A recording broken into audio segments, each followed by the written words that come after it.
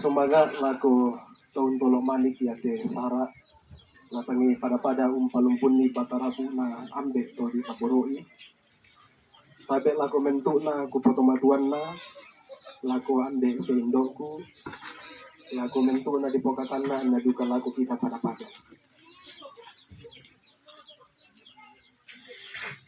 izinkan saya untuk menyampaikan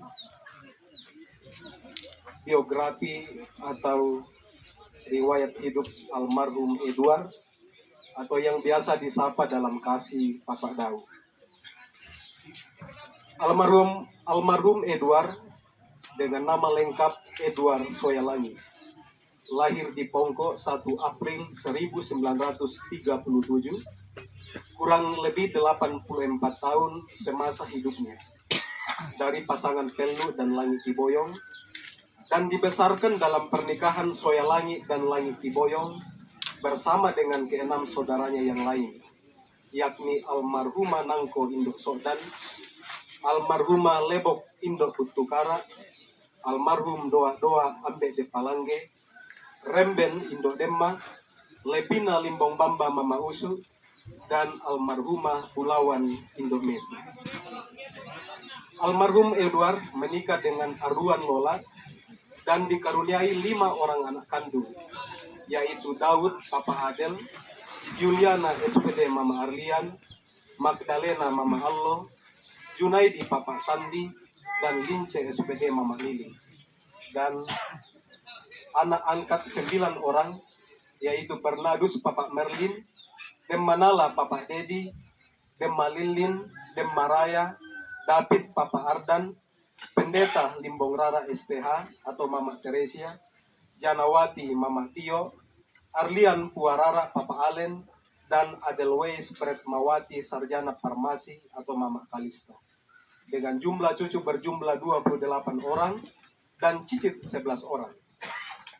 Setelah almarhumah Arwan Lola meninggal, almarhum Edward menikah dengan Sambo Minanga yang memiliki 6 orang anak dan dinyatakan sebagai anak angkat, yakni Pendeta Gandang Langi MTH atau Papa Kelen, Arwan Boyong Mama Efraim, Harlem Papa Harna, Langi Lola Mama Laura, Tadi Lomban dan Karisel dengan 8 orang cucu.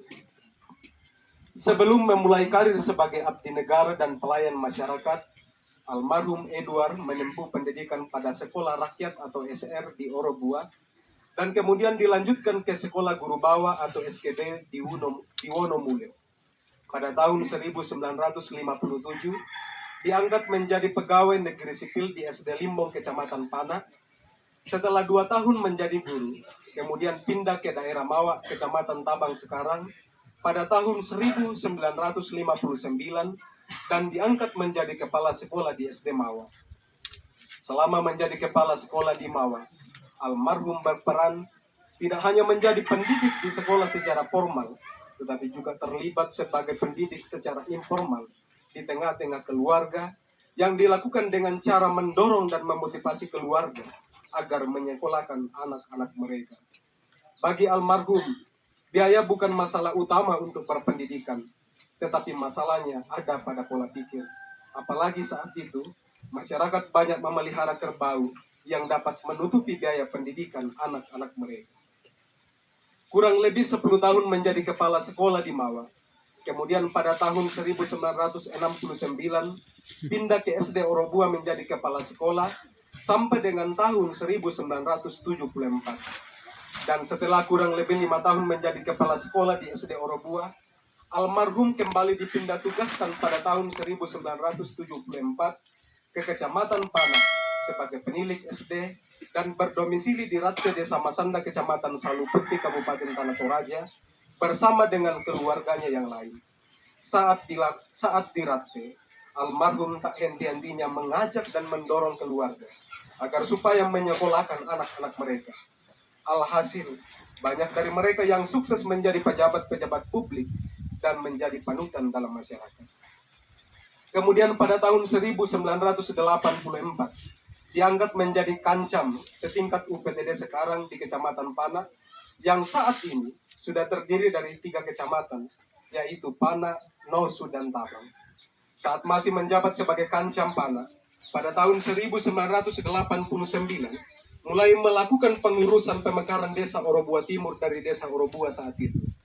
Berkat perjuangan dan kegigihan almarhum, pada tahun 1992, desa Orobua Timur resmi pisah dari desa Orobua sebagai desa yang definitif dan otonom, dan diberi kepercayaan sebagai kepala desa pertama desa Orobua Timur.